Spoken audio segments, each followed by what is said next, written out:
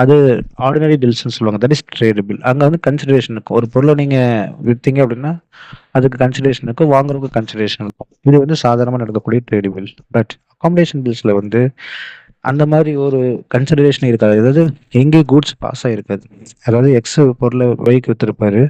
X goods pass to Y.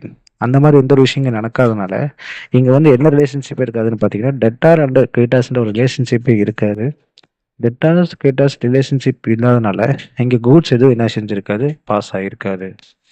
அப்ப இந்த 2 R மோர் persons இருந்தாலுமே, இங்க கிரெடிட்டார்ஸ் ரிலேஷன்ஷிப் இல்லாதனால, வேல்யூ எதுவும் பாஸ் ஆகாதனால, பட் இந்த 2 பேரும் சேர்ந்து என்ன செய்வாங்க, பில்ஸ வந்து டிராப் பண்ணியிருப்பாங்க each other. Intentions of recording the bill after acceptance. The appropriating record by one proceeds